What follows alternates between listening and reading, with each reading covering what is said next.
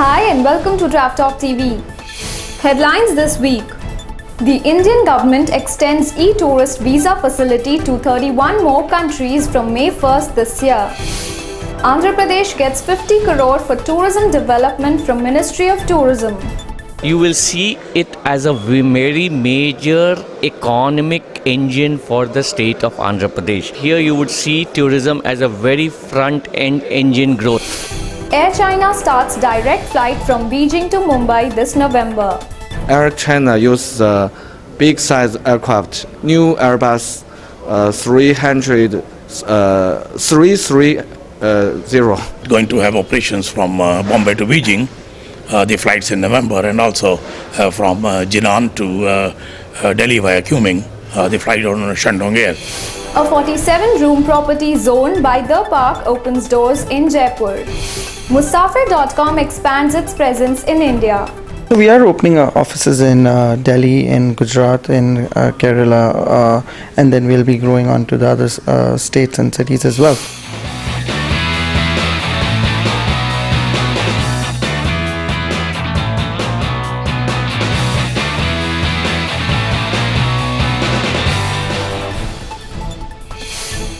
The newly launched Federation of Hospitality and Tourism makes way to promote Rajasthan.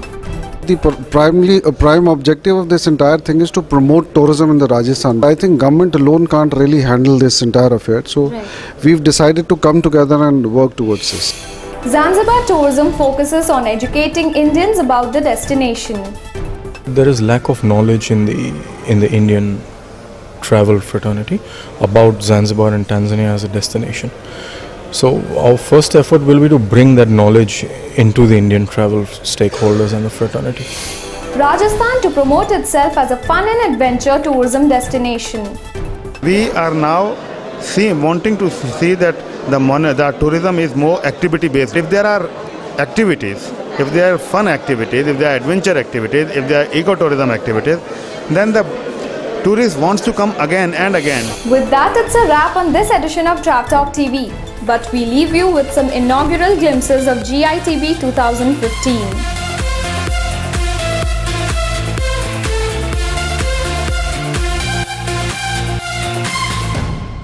For more information on this news, watch our detailed capsule on traptalktv.com.